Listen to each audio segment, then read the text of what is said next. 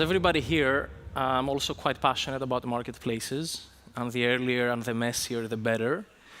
And what fascinates me specifically is this idea that no two stages are the same. And as the marketplace business evolves, there's a lot of difference and a lot of evolution in how operators and founders should think about different stages. So as Paula said, I've had the pleasure and the opportunity to either work on or invest in or advise a lot of marketplaces across different stages in different sectors.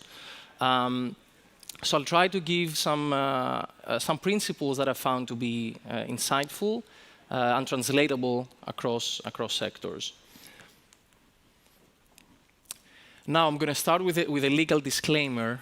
I don't know if you read my background, but I used to be a lawyer early in my career, so I cannot help it. Number one is that there's a lot of cliches that I will assume are already known. Things like, in the beginning, do things that do not scale or be customer obsessed. That's of course quite fundamental, but it's also quite known. So I'm gonna avoid these points. Big caution around being mindful of generalizations.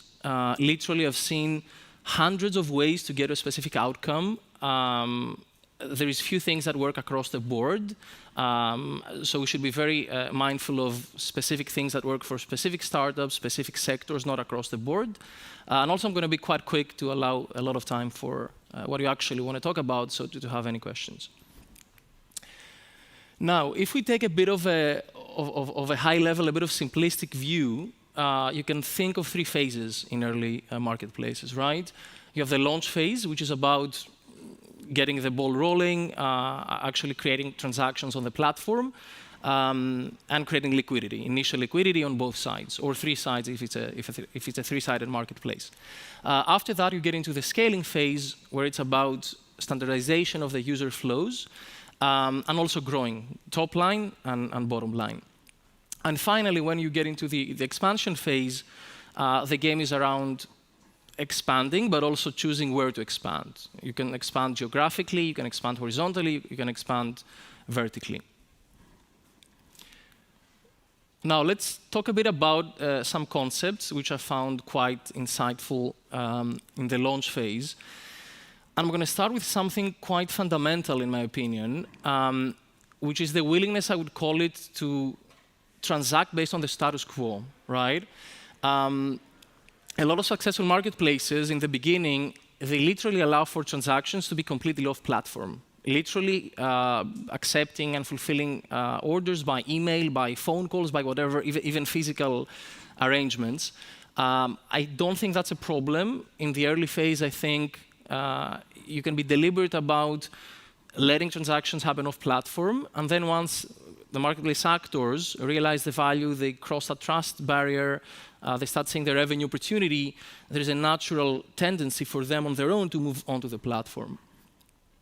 And the other interesting point here, I think, is the minimization of the switching costs or the onboarding costs for actors coming into the platform. And I'll give an example to highlight what I mean. I'll use my current company, Qogita. So in the first 6 to 9 months, what we did is that on the seller side, which is usually the hardest part in marketplaces, we allowed the sellers to transact with us in any way they were used to transacting before with other parties. Do you want us to place an order on you by email? No problem. Do you want to do it via API? No problem. Using our seller portal. So that created a lot of initial liquidity. It was a very quick and effective solution to chicken and egg.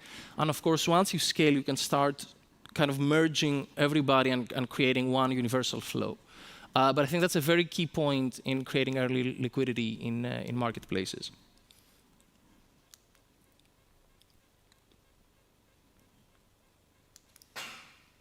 Thank you.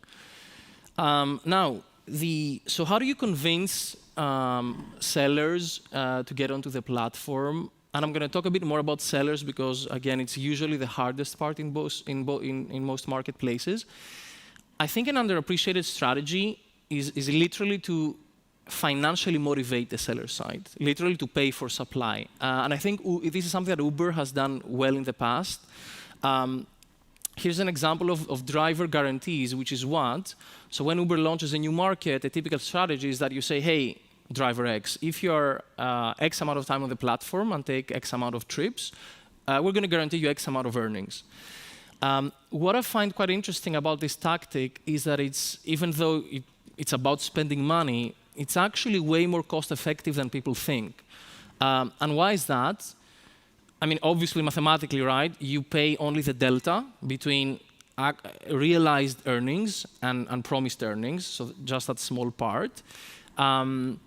If you compare the customer acquisition cost this creates versus other channels, it is often quite appealing. And almost always, stuff like that has a big virality effect. So you also have free additional supply acquisition, which you don't pay for. So all in all, I think that's a quite effective tactic that I don't see enough marketplace founders employing smartly. Now, the other classic debate here is that between technology and operations in the launch phase, right? Questions like, oh, should I hire a lot of engineers? Should I productize? Should I build technology? Or should I kind of patch the holes through labor and hire operations people and literally do the work manually? My personal view on this one is that for this phase, what makes more sense is not being afraid to just throw labor hours into a problem. Operations at this stage are fine so long as you can materialize your value proposition. You don't need to be overly fixated on productization and technology. And obviously, as you scale, each unit of labor, one at a time, gradually is being replaced by code, right? What, though, I think is very crucial, and I've seen it being quite messy, is the type of operators you're going to bring into the team, right?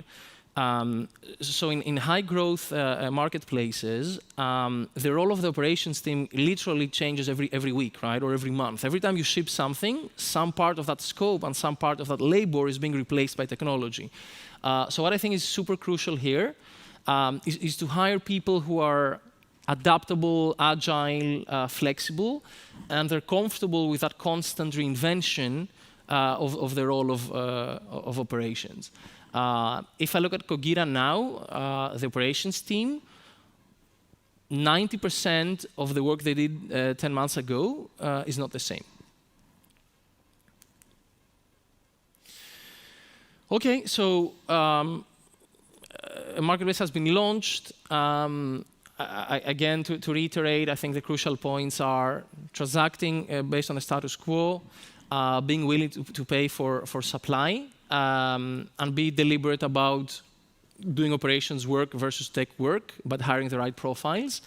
Now, what happens in the scaling phase, right? When the game becomes a game around standardizing the user flows, right? Killing that initial forking that we talked about, and also growing top line and hopefully also bottom line. Now, when I start with something quite fundamental, if you think about the classic, most foundational marketplace thinking, it's about trade-offs, right? It's usually portrayed as a zero-sum game between the different sides of the marketplace. And the classic juxtaposition, is the one between buyer benefit and seller benefit. And usually that's about, do I have a lower price for buyers, or do I maximize the earnings of my seller side? So it's all a trade-off, it's all a zero-sum game. What I've seen is that if you're smart, to be honest, this does not have to be a zero-sum game dynamic. And let me use again an example from Uber. So how does Uber think about rider and driver welfare benefit, right? So the hero KPI on the rider side is conversion rate. What percentage of riders looking for a trip actually complete a trip? And that encapsulates availability, waiting time, price, quality, everything. The corresponding KPI on the supply side, the driver, is earnings per hour, right? That's a fundamental objective of a driver on the platform. Many local marketplaces of Uber, many markets, and increasingly so, are able to be in that top right quadrant, which is good rider experience, quality ETA price point, at the same time having strong driver earnings. And how does that happen? Through utilization, right? And think about it. So you keep your rider price point constant. You obviously command a big service fee, around 25% from the drivers. But because utilization is quite high, trips per hour are high, the absolute number, the financial return per hour on the platform from the supply side, in this case the drivers, is quite high. Now, how does high utilization emerge, right? In ride sharing, it's mostly smart matching between demand and supply, algorithmic driver incentives, and also doing dynamic pricing to keep demand constant. But the question for your marketplaces is, what are these forces that can get you out of this, let's call it pseudo trade-off dynamic, and be able to optimize both sides at the same time? Okay, another classic debate, pretty much for every company really, is the one between growth and profitability, right? Should I grow more? Should I capture a take rate? How much? Of course, your investors want both, right? They're going to tell you, hey, I'd love to see 30% month-over-month growth and a 10% take rate. Except Speed Invest, who understands the patience and the trade-offs, especially Paola individually. Right, so my view here, since we're talking about scaling phase, not mature state, is that you need to validate the ability to command the take rate, but leave that money on the table, right? And what does that mean? If you can create a delta, a price delta between, crudely speaking, how much you buy for, whatever that means in your marketplace, and how much you sell for, you prove that there is a delta. So by adding that markup, you still have demand, retention, all the KPIs you're going to see on the demand side, but you choose to either translate it into demand side benefits, so lower price, or supply side benefits, so higher earnings on the platform. But it needs to be a validated point. What happens otherwise, and you've seen that in a lot of marketplaces, especially lately this year, right, is you grow top line, one round after the other, and at some point, people realize, oh, this platform cannot extract the margin, what about revenue? And this creates, obviously, massive issues in terms of team morale, valuation, rounds, the whole business model of the company. And now the last kind of big debate I've seen in this phase is the one around the marketing capability. So do you build it in-house? Do you outsource it? And how quickly do you do that?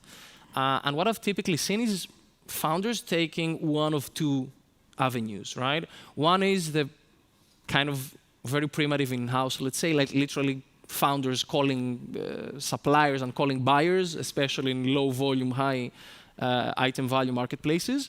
Or, hey, I'm going to outsource it, I'm going to get a digital agency, they're going to do some Google Ads for me, I'm going to pay them. In my opinion, the marketing machine in marketplaces needs to be in-house and needs to start being built quite early. And the reason is, number one, marketing is very closely linked with customer discovery, so you need a very tight loop between product and marketing.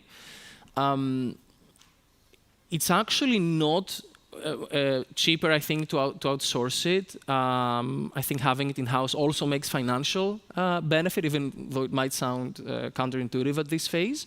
And also, it's a capability that it needs a lot of time to develop, especially in the modern growth hacking, kind of mathematical algorithmic marketing. You need months, if not 1-2 years, to develop the capability that you know you're going to need down the line. So I'm a big proponent of creating that early, before the mature phase, while you're still scaling and while you really do not need the volumes yet.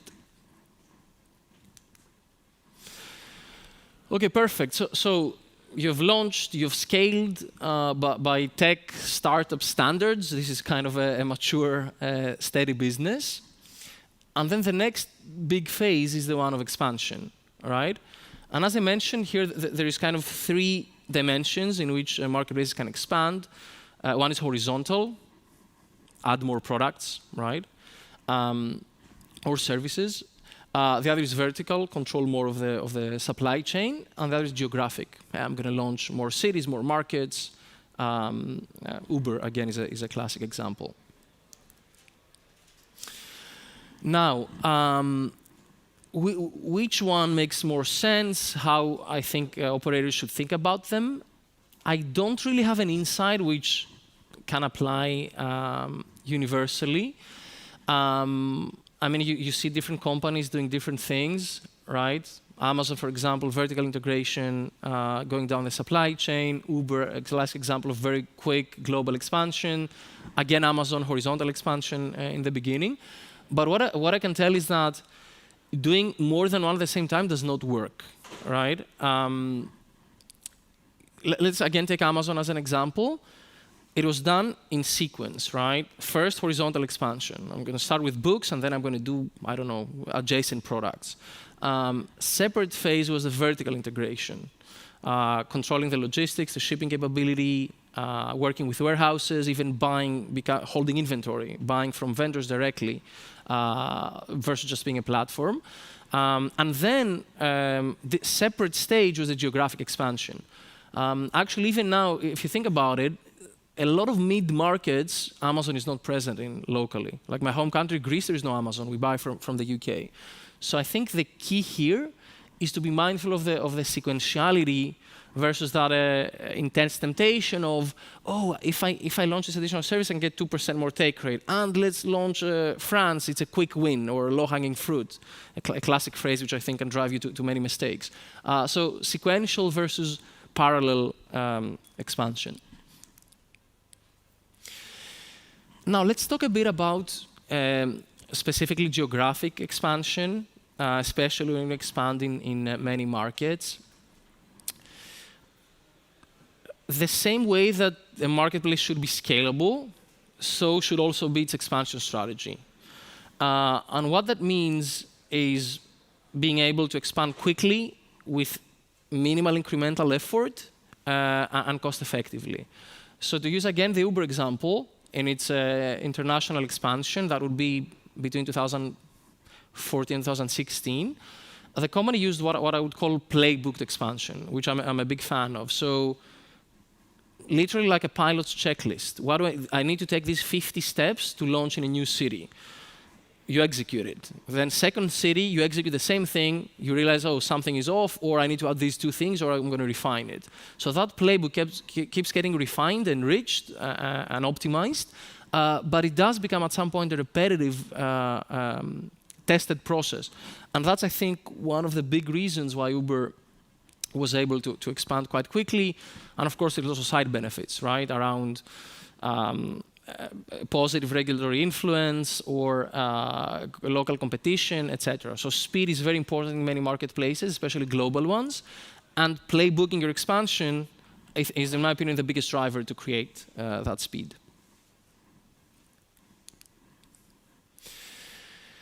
Now, what I've seen a lot in that idea of geographic expansion is this perception of local teams and local leaders that their market is somehow unique and unlike any other. And that includes myself, actually. When I was running Uber in Greece, I did think that, oh, you don't understand, like Greece is a very specific market, it has this characteristic, that other characteristic, it's quite unique. Frankly, if you take a bit of a more high-level view, the simple thing that is happening, in my opinion, is that none of us, we do not have a simultaneously good overview of a big enough number of markets as a local leader or local team to realize the common patterns and similarities. So by simply looking at your set of expansion areas, concluding what are the key characteristics, the key dimensions. In ride-sharing, for example, you could say they are the setup of supply, what is it like, the regulatory environment, and the competitive dynamics, let's say. So using these dimensions, you can create out of a set of, I don't know, 50 markets, 100 markets, a way smaller set of market archetypes, 2, 3, 4 market archetypes, and you will find that really what does work in a market typically works in another market of the same archetype, because the dimensions that matter are finite. So using them, you can craft common groupings, and again, be way more efficient in your scaling. Of course, in some cases, indeed, maybe UK, big market for a European startup, of course, might be actually unique on something, right? Of course, you can do an exception and tailor to that market.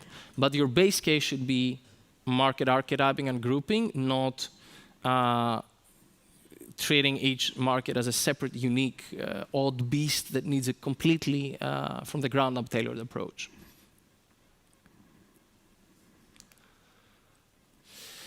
So as I promised, I was quite quick.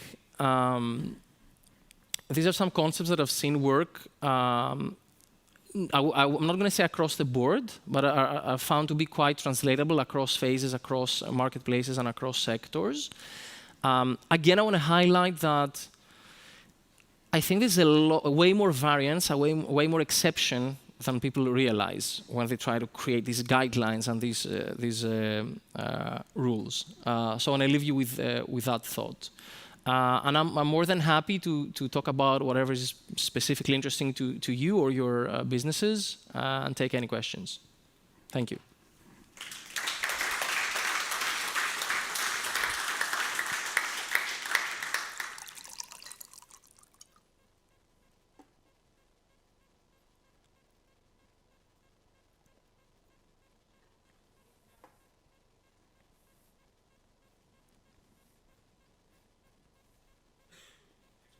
Thanks for coming here. Quick question: what are you looking for in a marketplace to understand if there is a real need for marketplace, or if you can really extract a take rate? What's the characteristics that you are looking for? Yeah, I think the key factors are if there is enough fragmentation on the supply side, but that's not enough on its own, because there are spaces where there's a very big number of actors. They're all very small, but for some reason they have similar prices, right? So if you have the double combination of a fragmented supply side with a lot of price variance, be that in terms of time, for some reason prices of X go up in February and then they fall in March, or there is geographic variance, or between actors, supply actors in the same country, that variance creates that delta, which allows you to at the same time offer a good price to your buyer, but also it creates your margin, right? So that can give you a very significant take rate because there is a delta within the supply side. And then additionally, for each problem you solve, you get an additional take rate extraction opportunity, right? Do you solve discovery only? SaaS fee X%. Do you create price competition using price variance? Take rate, part of the delta becomes yours. Then the classic adjacencies that marketplaces use, like shipping, like insurance, like data, that's all incremental take rate opportunity.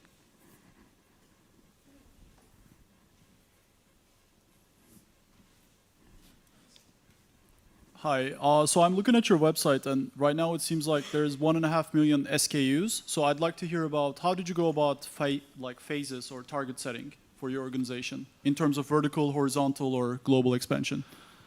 That's a great question. Let's test if we did what I'm advocating, and we did it sequentially. So we started with fragrances. The reason is that it's a high margin, low volume, reasonable price point item. So we build the system around that. And geographically, we started in the Netherlands. The first step we took is that we expanded beyond fragrances. Why did we choose the horizontal expansion first? Because there is pretty much nothing I can think of that changes in our model if instead of fragrances we trade, if you look at the key categories, you'll see like pet supplies or electronics or toys. There's nothing different in our business model if you do these products. The only things that we cannot do, we'll choose not to do because they would mean a big difference in how we operate, would be like, very big size items, like, I don't know, furniture, regulated goods, or like perishable goods, because you need to be very quick with shipping.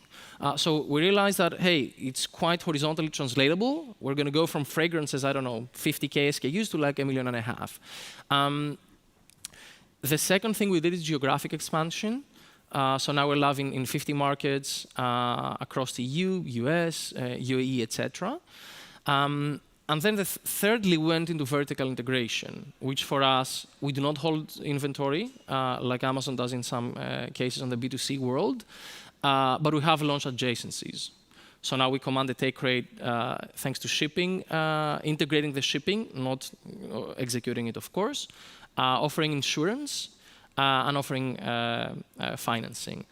And the beautiful thing about adjacencies that I could have mentioned is that typically there is zero marginal cost, and it's all pure revenue, right? Because usually the cost setup and the headcount is fixed, right? So 2% insurance means 2% incremental revenue.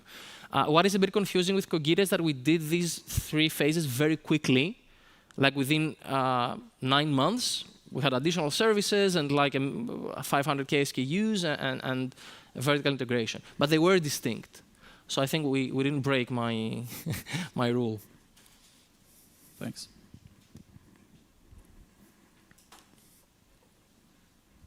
Hey there. First of all, great presentation. Thank you so much. Before I started my journey into the startups and marketplaces, I've been researching a lot about how multi-sided platforms, ecosystems, and businesses are built. So I've been interviewing a bunch of companies, starting from the funding, the growth, scaling, maturity, and further on. And one of the patterns I've seen that it's obvious for all the presence here is that one of the driving factors, the most important one, is the network effects, right? Multi-sided network effects, both sided, one-sided, depending on the business model. So my question here is, what is your pick on the critical mass or achieving critical mass within multi-sided platforms? That's a great and complex question.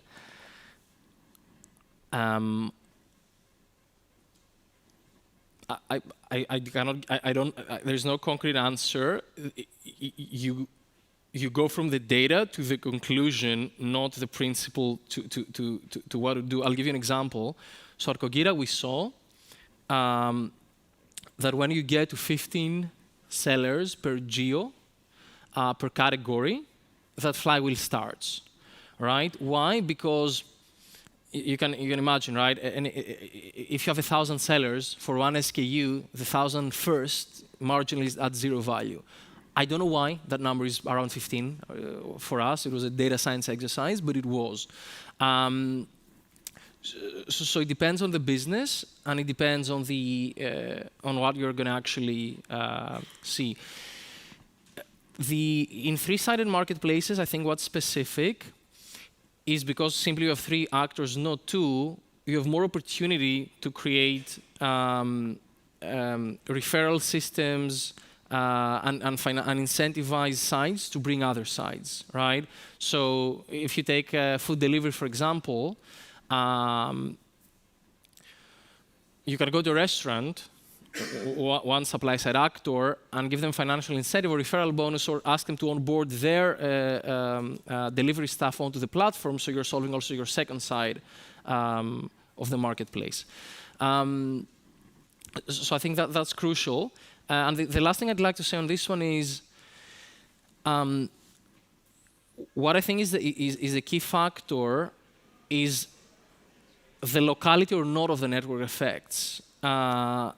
For example, if we take food delivery or ride sharing, let's take food delivery, which is a 3-sided marketplace. People were very enthusiastic initially about the network effects. If you see Uber presentations, all the companies' presentations, like first slide network effects, flywheel, etc.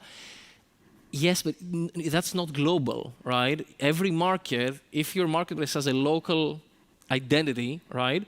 The fact that Uber Eats exists in New York doesn't make it easier to win Mexico.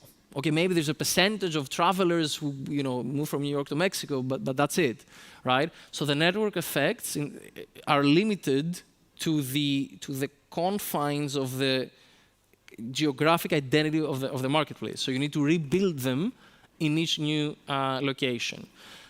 Except when travel is your competence, like Airbnb, where the fact that Airbnb has more destinations other than the one I'm based in is actually part of the value prop. So that does have global network effects. Sorry, I couldn't give you a very concrete, specific answer because it's a very tough question by definition. Complicated question. So, thank you.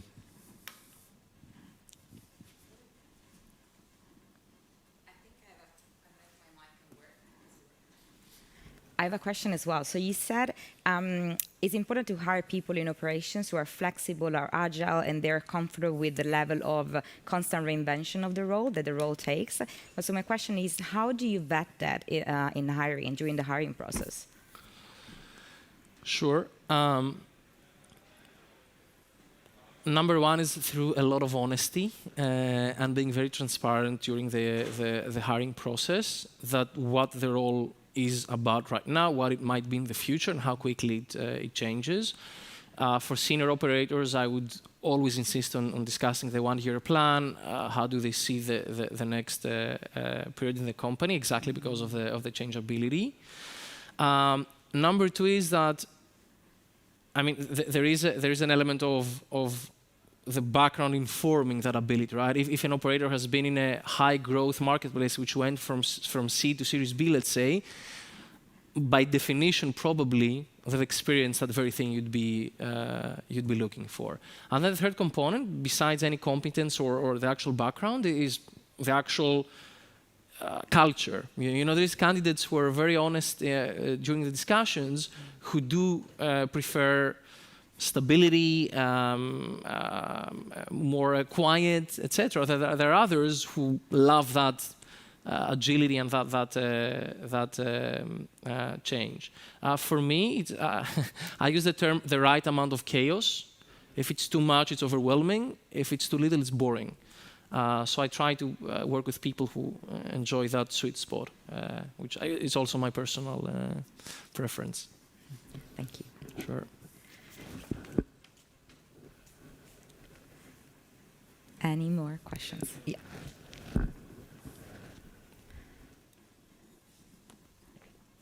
Thank you for the presentation, Manolis. I assume Qogita now is a scaling phase. So what are the 2-3 mistakes that you did in the first phase that we are right now, for example, as a company, that we should learn from and avoid doing things like that? That's a great question. We grew because of our insane product market fit. One of the things that we did is that we grew so much that some pillars of the organization could not afford that growth.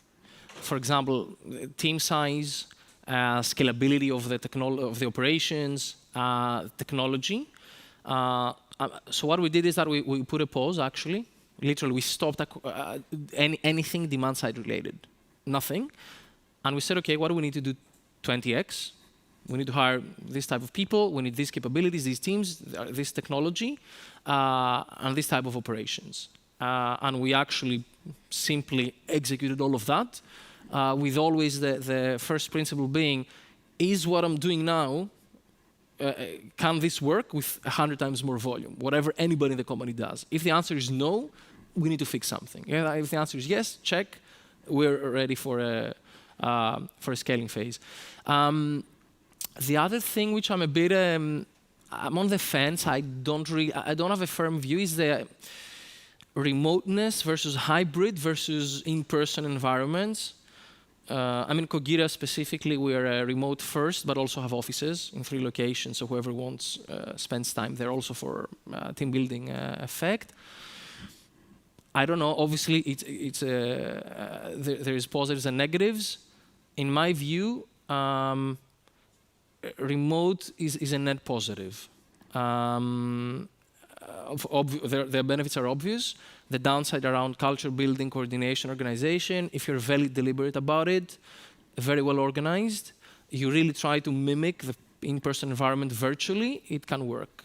And even on a marketplace which has a lot of, we have 3 warehouses, right? It doesn't get any more physical than that, right? So if a marketplace with physical operations can work well remotely, I think the default is that that works. Thank you. Sure. One question around verticals. I think you mentioned that one of the routes is to go, deeper into the vertical. I think one of the problem, a lot of those vertical marketplaces, they solve a real problem, but the problem with many of those businesses is that they have a very low frequency of use, which makes it very complex to build, or actually to scale. So what is your sort of perspective on that? Yeah, I think the equation is not, frequency in itself is not the problem. The equation, I think, is average transaction size times frequency times take rate potential. For example, Airbnb, how often? I don't know. I book on Airbnb maybe once a year, but it's a bloody big transaction value, right? Some B2B marketplaces, chemicals, for example. It's even like I've seen some machinery equipment, right? Obviously, the higher the transaction value, the more you can afford low frequency. The problem is leakage when you do not offer enough ongoing value for the parties to keep transacting on the marketplace. But frequency alone, you can offset it and still be a very healthy, high top line, high bottom line marketplace if we're talking about the right space with the right transaction value.